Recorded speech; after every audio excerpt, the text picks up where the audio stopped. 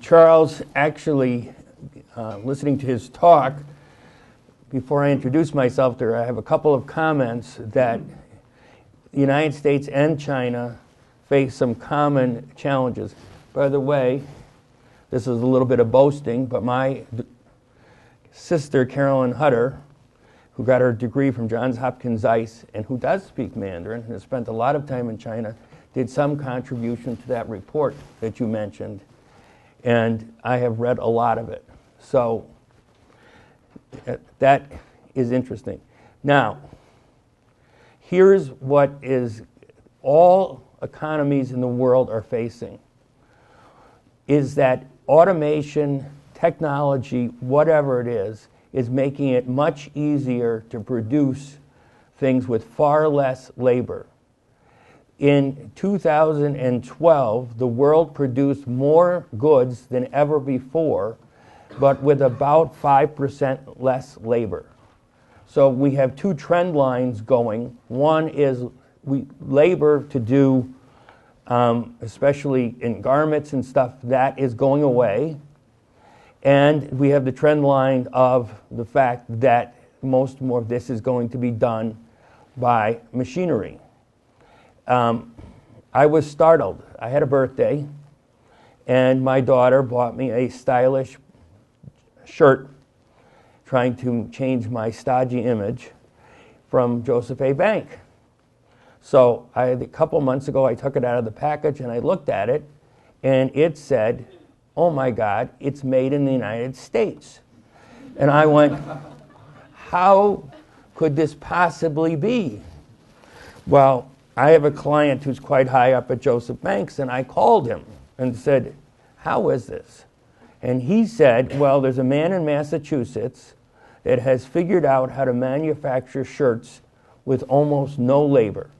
The material is fed in, the computer knows what the shirt is supposed to look like, the computer does the work, and the shirt emerges from that.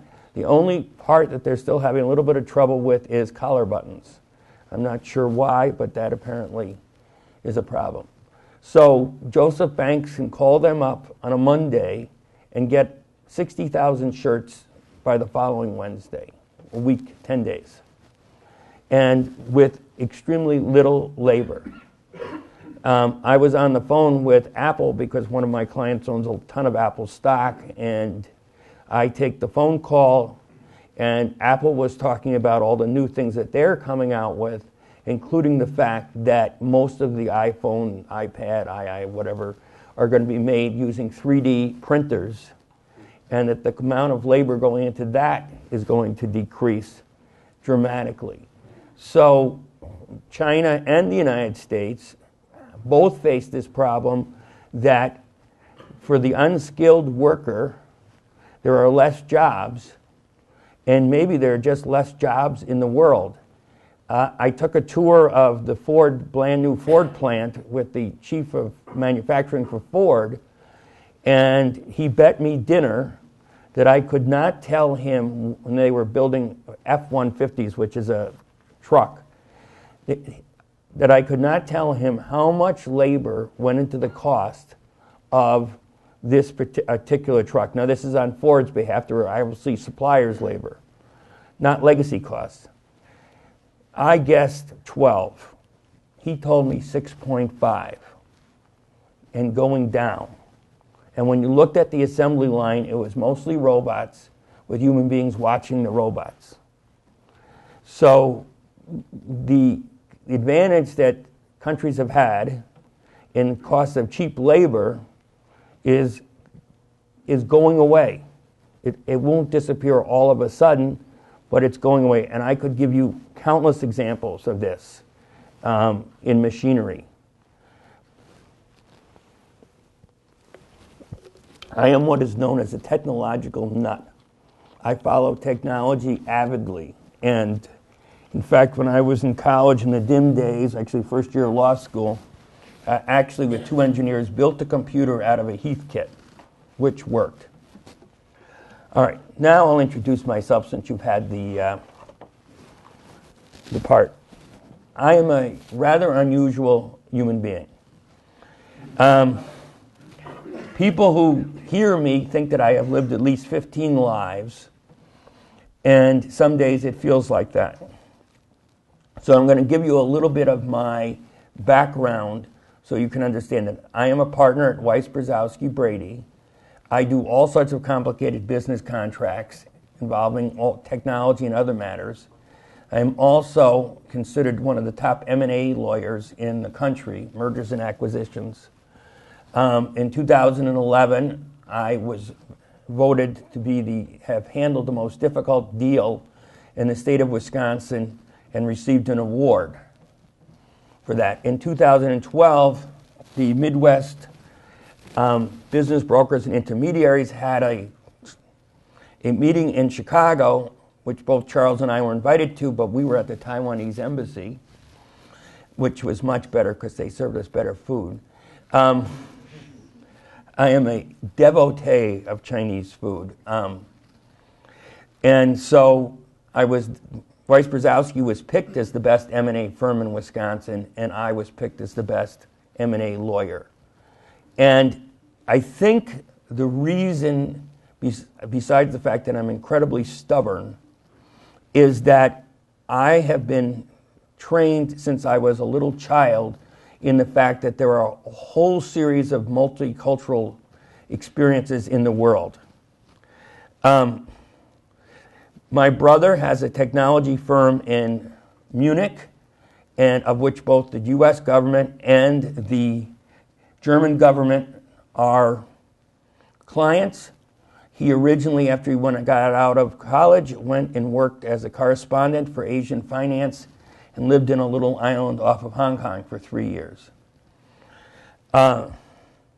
He has that. He claims to be able to speak some Mandarin. I'm not sure if he can or he can't. I don't know whether Charles tested him when he was here.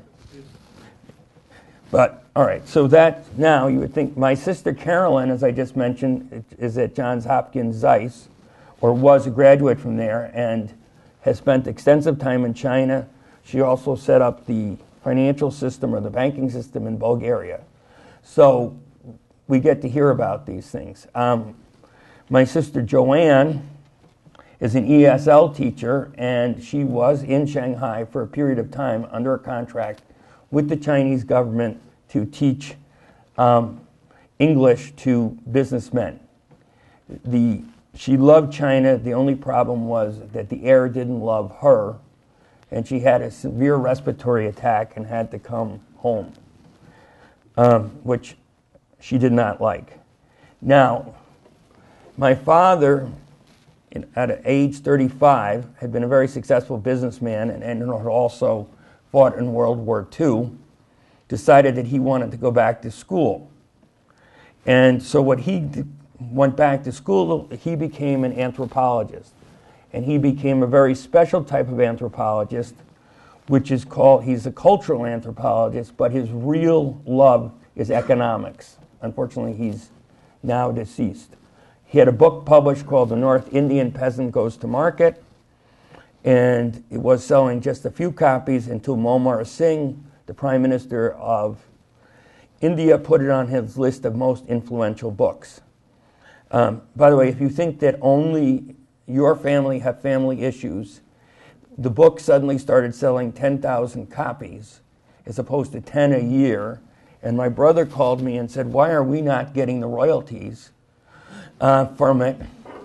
And I said to him, and I'm the older brother, I said to him, well, A, I didn't know he had done that, and B, even if I had known, I couldn't have changed his mind. So it's irrelevant. And when I was a child, my father was forced by my mother to occasionally do some child care, and as he was studying, what he would do, instead of reading us The Cat in the Hat or some other children's book, he read us his ethnographies, which were studies in anthropology. And so at the age of 6, I remember being read to about the peasant structure in Chinese villages in the 1800s and how that had changed. It came with pictures, thankfully. So, but then life has other twists. I have a grandfather who's unfortunately deceased. He'd be 110 in June. And actually, he was an immigrant from Belarus, and an incredibly intelligent man. And I don't just mean intelligent in the fact that he knew facts and figures, but he understood people. And so in the 60s, and then in the 70s, up until a week before he died, the main part of his practice was doing international deals, and the largest part of that practice was helping the Hong Kong Chinese invest in the United States. And so I met many of these people when they came to the United States. I participated in some of those dinners that Charles talks about, and I will tell you that they were great, and I loved them. The food was fantastic. When my grandfather was getting ready to probably make his 11th or 12th trip to Hong Kong, my grandmother was a little annoyed and said that he was only going because he liked the food so much, which wasn't true. So what happened was that he and I started discussing all of these different deals. And he was quite verbal about the difference between the way that Chinese tend to do business and the way that Americans tend to do business. And he was not a U.S. chauvinist. He actually liked some of the ways that the Chinese did business and thought they could be adopted in the United States. But so I heard all the time about the different ways that this happened. Plus, I met many Hong Kong Chinese. And by the way, I lived in India for 2 years in an Indian village. And we did spend time in Hong Kong, Japan, Taiwan, Singapore, and Vietnam. So,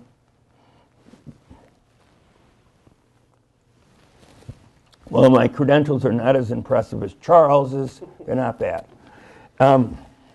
Before I get into my full talk, I will want to tell you something.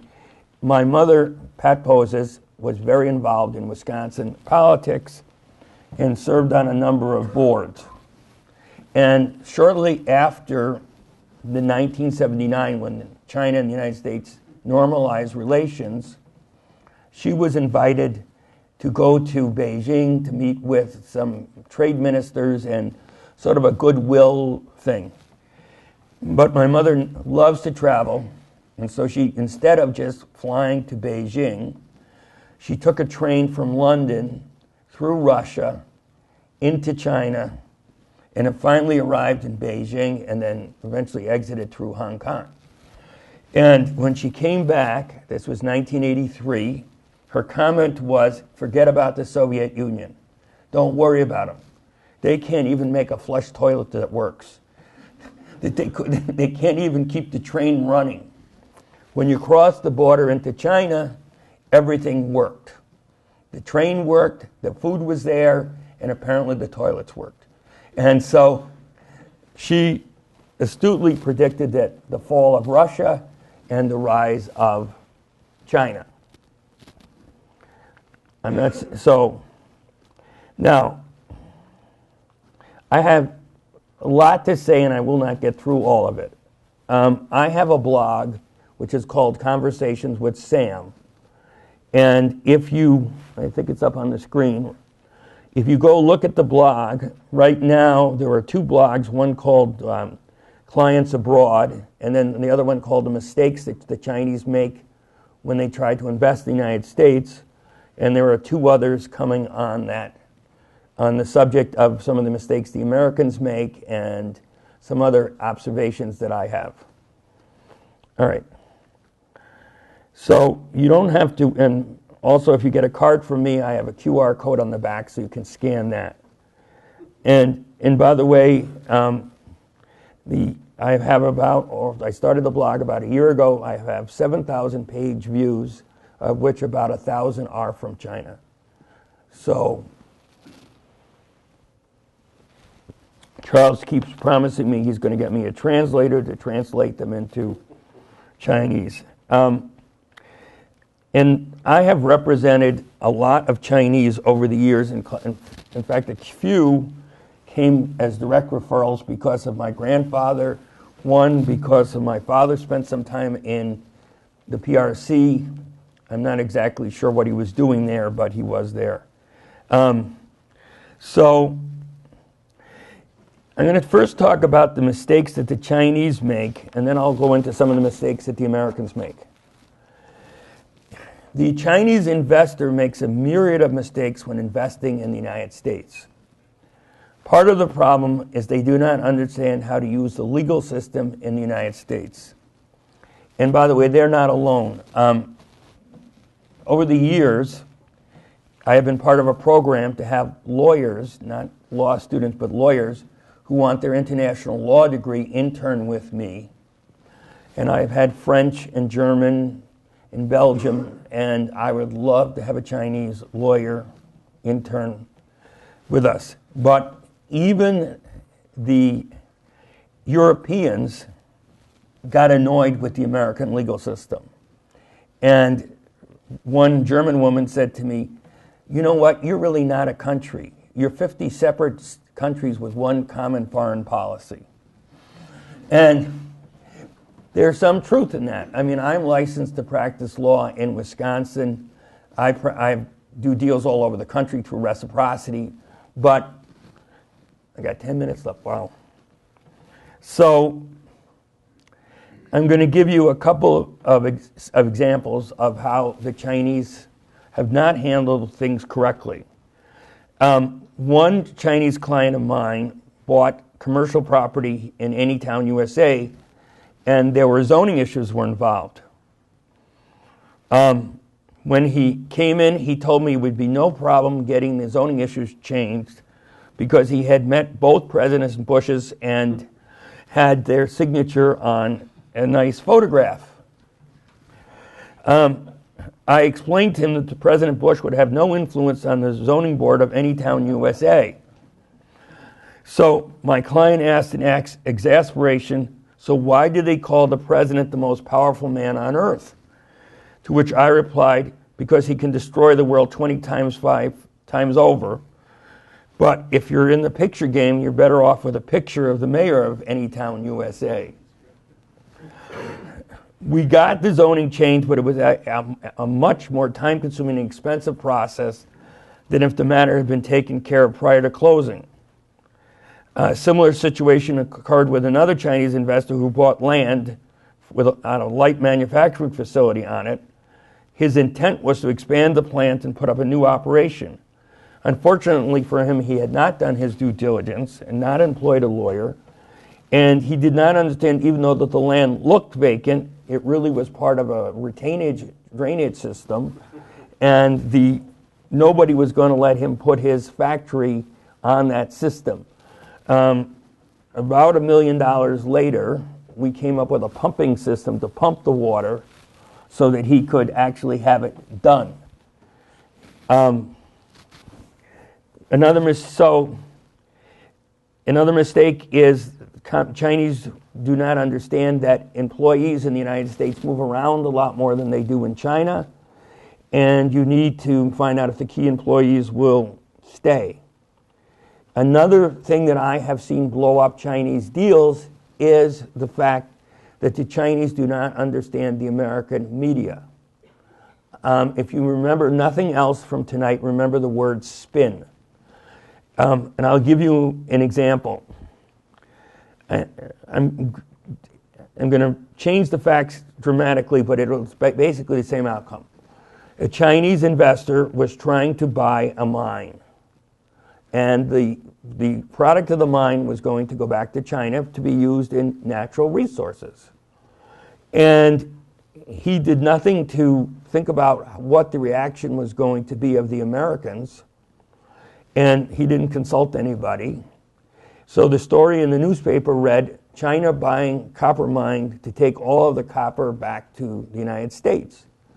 And suddenly the residents were up in arms. Now, I got the call, and went and met with the people, and I have some experience in PR, and we created a counter narrative, which was that we were there. Yes, they were buying the mine, and yes, a lot of that was going to end up in China, but they were going to improve both the safety and the production of the mine, and hire many more Americans, and that the Americans who had been running the mine were going to continue to run the mine, and that the Chinese were going to be very good citizens of the United States, and we had them make a sizable contribution to the July 4th parade.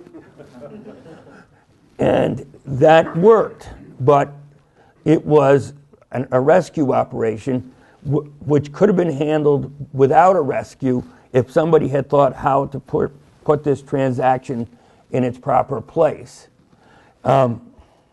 So the other big thing that the Chinese don't seem to understand is that, and I'm not only saying this because I'm a lawyer, lawyers are really the entry in the United States into the whole transactional system.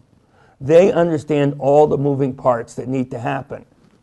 And a lot of times the Chinese don't want to pay for a lawyer because the lawyer doesn't do that type of thing in China. But that's what they do in the United States.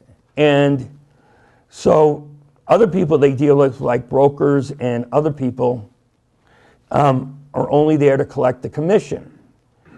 A good lawyer that's dealt with the Chinese knows that what the Chinese want is they want to establish a relationship, a friendly relationship that they can rely on for the long term. And many Americans don't understand that. I got trotted out a lot to meet Hong Kong Chinese because I was a respectable looking member of the family.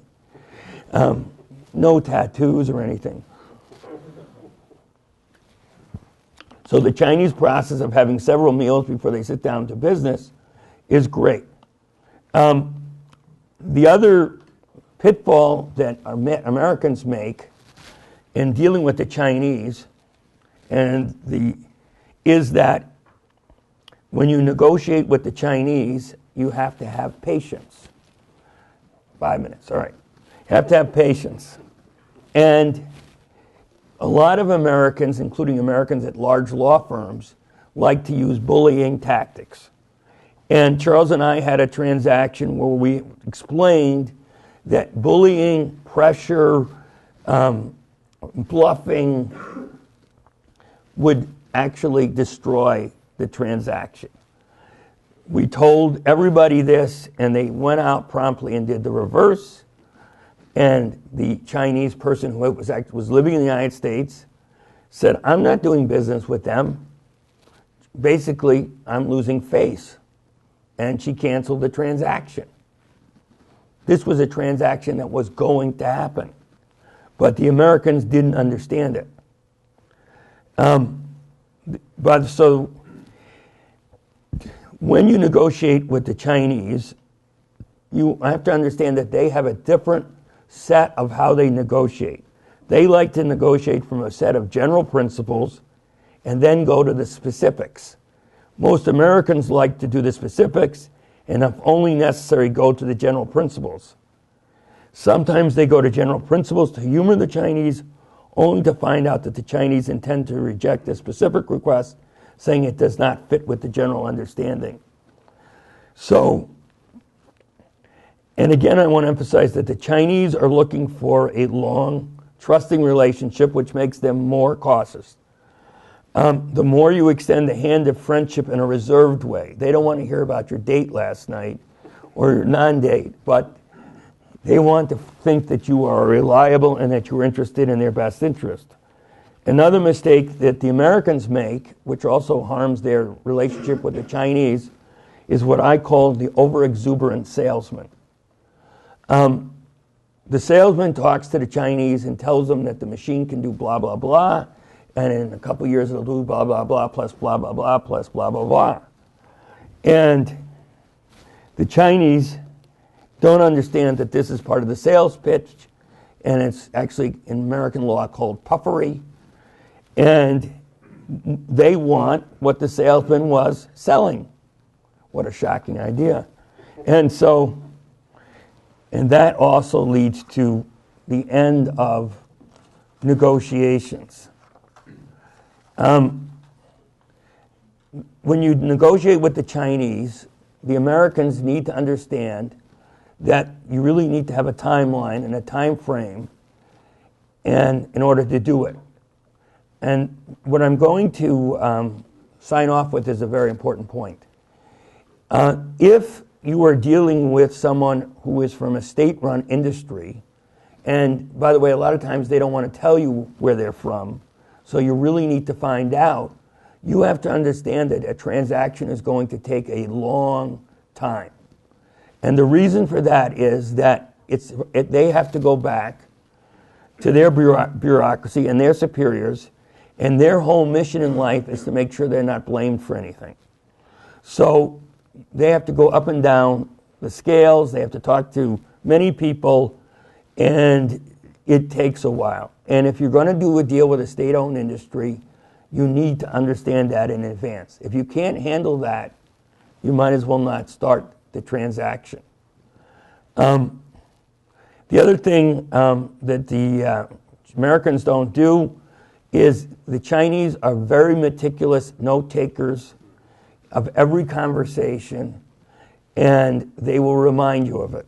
I, with their permission, have actually recorded a conversation on digital recorders to put inside of my computer so I can hear them later, so I can understand what we actually did talk about. So the other thing that Americans think is, well, the contract doesn't make that much difference because the Chinese do not hold to the law. They're not interested in the law. Well, let me tell you, if they have a contract, they expect that you will comply with every jot and tittle of that contract. And they may do it because they know it works in the United States, but it also works because the one thing that the Chinese are really looking for is they're looking for ethical conduct.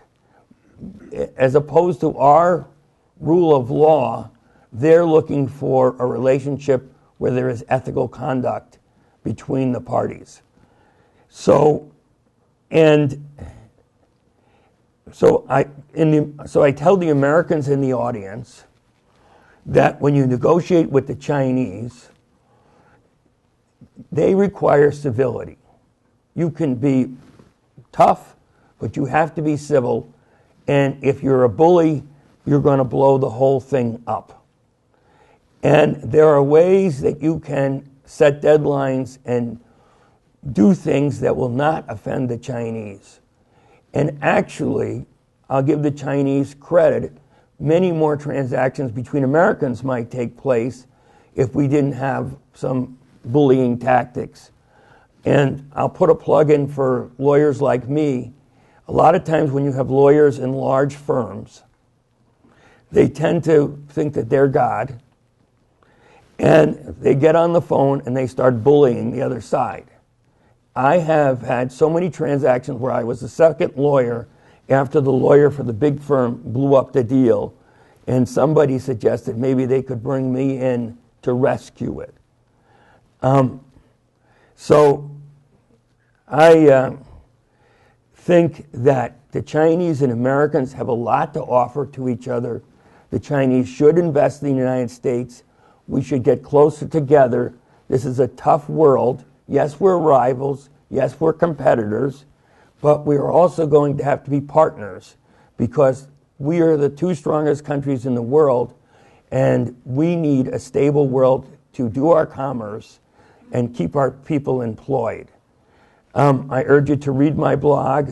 There'll be some more stuff there about negotiating with the Chinese and in different formats, far more than I can cover tonight. But I really want to say that you need to have persistence, and the Chinese need to tell the Americans who they're negotiating with and what their problems are in the negotiation so both sides can deal with it. Because the other thing that blows up deals with Americans is Americans don't understand the process. They think it's taking an awful long time, and they think the Chinese are just stalling to take up their time. So they get mad. One last point. State-run industries have a bad reputation among lawyers for not paying their bills. And so that is a bad idea, because either you're going to end up with a second-tier lawyer, or you maybe get a good lawyer, but they're going to insist upon a very large retainer, and you're not going to be their first choice in answering the telephone. So I don't know where the idea got in state-run industries that they shouldn't pay lawyer bills, but I've talked to lawyers from large firms, and almost all of them have policies about how to deal with state-run industries. By the way, that is not true of the individual Chinese investor. All right, I've spoken 5 minutes past my time. I'm going to pass it to David. You've been a great audience, and I've enjoyed talking to you.